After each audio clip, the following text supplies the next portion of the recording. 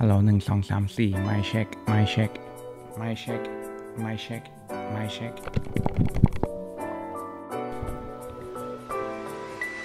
What's going on, guys? This is milkkomson back again with another video, but this time in English.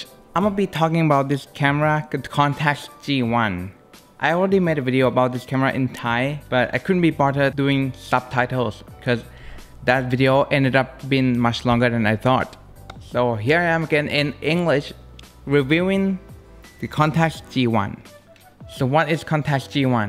Well, the G1 is one of the G series camera line by Contax. There was a G1 and G2. This one is G1. Came out in 1994. The Contax G1 is a rangefinder style, kind of like point and shoot, because it autofocuses, auto wide film, auto advanced film. This guy can even do burst mode at 2 frames per second with revered high quality lenses, especially this one. The cowl size 45mm f2. Many photographers say this lens alone rivals the quality of Leica lenses. I've tried both. I say it's true. It can go to toe with Leica lenses. The image quality has contrasty feel to it and it's insanely sharp. And the fact that you can buy these at the fraction of the price of a Leica lens, that's such a win. So what kind of camera is Contax G1? The Contax G1 was made to go toe-to-toe with Leica M. And although this is made to directly compete with Leica M's, it's not really a camera for professional photographer anyway. This is more aimed towards rich hobbyists. I guess I can say this is premium high-end point and shoot in a form factor of rangefinder. Let's talk about lenses.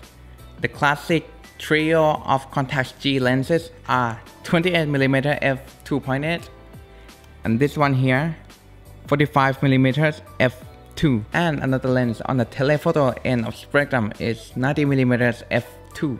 Of course, G series doesn't have just 3 lenses in its line. More came out later when the Contax G2 came out in 1996. The shooting experience with Contax G1 is just fun. I really enjoy the autofocus. The shutter may not be as silent as Leica's, but I can live with that. I'm not a street photographer. I mainly shoot photos of my friends, my family, so it's fine for me. It also has the S-code reader inside, so when you put the film in, you don't have to manually set the ISO speed, although you can do that. It has a 10-second built-in timer, multiple exposure mode, and you also have continuous autofocus in burst mode as well. If you look on the top here, you'll see a manual focus dial, but nobody uses that anyway.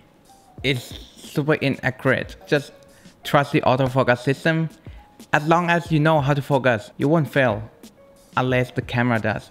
Okay, which brings me to one thing. The Contax, the company, doesn't exist anymore, so if it breaks, it breaks. If you have one, baby it as well as you can. Let's talk about the focus. There's a rangefinder patch, or maybe I should say an autofocus patch, in the center of the viewfinder. If you have pressed the shutter, it will focus at that point. Let's say maybe you want to use the rule of third to compose your shot. You don't want your subject to be in the center, but the focus point is in the center. What do? You have pressed, then you recompose, then you fully press the shutter, then it takes a shot. Many people do not know this and they say the camera just sucks at focusing. So now you know how to focus with Contax. Well, having talked about recomposing, this guy has an auto exposure lock as well, right here. One step is turned on. This is auto exposure lock. It really comes in handy when you're shooting a backlit subject. So you're shooting your friends, let's say standing in front of this window. Without the auto exposure lock, the face of your friends may be underexposed. So aim your autofocus patch on your friend's face. Turn on the auto exposure lock, half press to focus, then recompose, then take the shot. And that ensures you will have the correctly exposed and in focus subject. Contax also made a flash for this camera as well. It's called TLA140, and many people say it's not as good as the Contax G2 flash TLA200, but in my experience, it's been working perfectly for me. The flash here sits pretty high above the lens.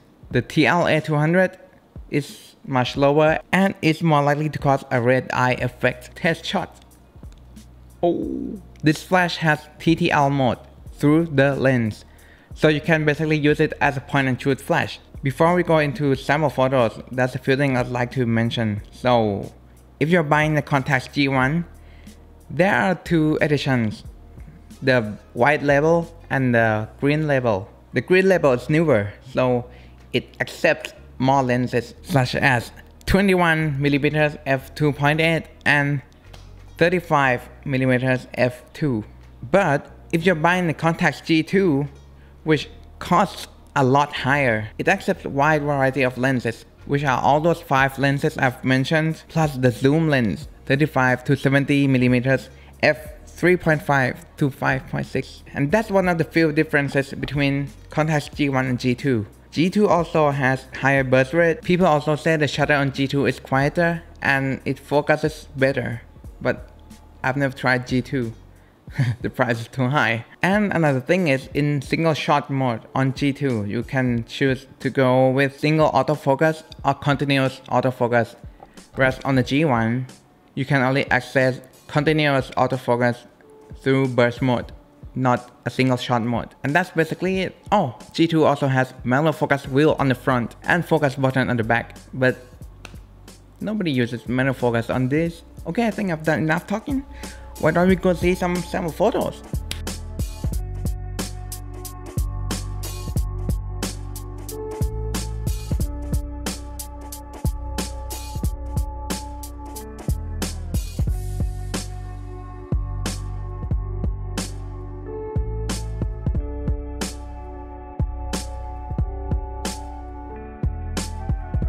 Boom, and that's it. That is my review of Contax G1. If you found this video insightful or have learned something from this video, please consider giving a thumbs up or subscribing. That would be really helpful for me and I'll really appreciate it. This is milkkomson and I'll see you in the next video.